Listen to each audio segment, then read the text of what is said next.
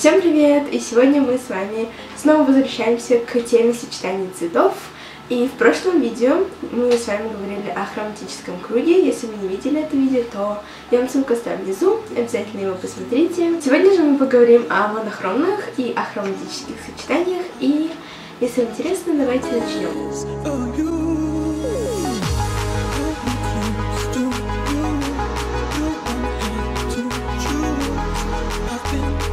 Монохромное сочетание составляется из двух-трех вещей, которые как бы в одном оттенке. Например, если мы посмотрим на наш хроматический круг, то монохромное сочетание — это когда каждый элемент, скажем, вашего образа взят из одного сектора. Например, если с красного, то это может быть бордовый и, скажем, светлее, чем бордовый, красный. Возьмем, к примеру, такой вот свитер пастельных оттенков. К нему мы можем подобрать различные миксы. Например, мягкий серый цвет, который есть в этом свитере, он хорошо сочетается с пастельным белым, а белый, в свою очередь, с сиреневатыми и голубоватыми оттенками. Теперь давайте разберемся с ахроматическими сочетаниями. Эти сочетания считаются нейтральными, поэтому их можно сочетать с всем практически. Белый, серый и черный цвета являются ахроматическими, поэтому сегодня мы будем пользоваться ими. Вот один из примеров ахроматических сочетаний.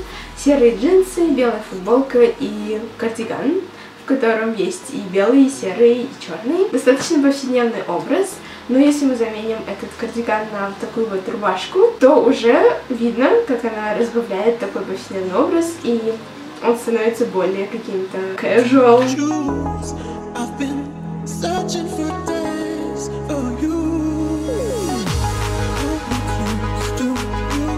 Надеюсь, это видео было интересным, полезным для вас, и вы узнали что-то новое. Если вам понравилась одежда, которую я показала в этом видео, то я ее нашла в магазине Orbi. Также магазин Orbi подарил для вас специальную скидку 10%. И все, что вам нужно знать, это мой промокод BeCoolByAnar. И адреса магазинов вы видите снова вот здесь. Также вам все оставлю внизу в описании. Если вы что-то не поняли, можете прочитать там. Увидимся в следующем видео. Всем пока!